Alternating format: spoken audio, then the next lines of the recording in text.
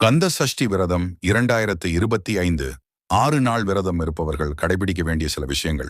22 October 2025 முதல் 27 October 2025 வரை 6 நாள் கந்த சஷ்டி.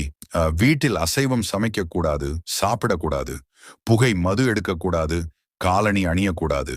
விரதம் இருப்பவர்கள் கண்டிப்பாக பகலில் தூங்கக்கூடாது, தீட்டு வீட்டிற்கு செல்லக்கூடாது, கடைகளில் சாப்பிடக்கூடாது, தரையில் சுத்தமான அல்லது புது துணி விரித்து உறங்கலாம்.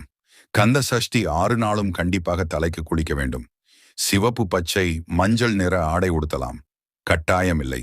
வீட்டில் இருப்பவர்கள் மாலையில் மேலாக குளித்தால் போதும். வெளியில் சென்று வந்தால் கட்டாயம் தலை குளிக்க வேண்டும்.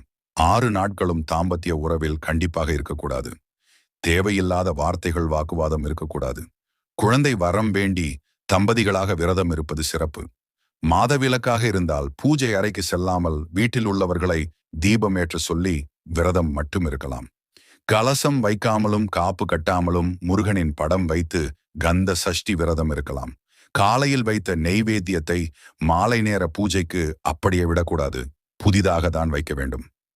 கோவிலுக்கு சென்றோ வீட்டிலோ சூரசம்ஹாரம் பார்ப்பவர்கள் சம்ஹாரம் முடிந்தவுடன் கண்டிப்பாக தலைக்கு குளிக்க வேண்டும். எந்த விரதம் எடுத்தாலும் சரி, சூரசம்ஹாரம் முடிந்ததும் ஒரு டம்ளர் பால் அருந்த வேண்டும். 7ஆம் நாள் திருக்கல்யாணம் முடிந்துதான் கந்த சஷ்டி விரதத்தை பூர்த்தி செய்ய வேண்டும். எந்த விரதம் இருந்தாலும் தினமும் தண்ணீர் கண்டிப்பாக குடிக்க வேண்டும். தண்ணீர் குடிக்காமல் விரதம் இருக்கக்கூடாது.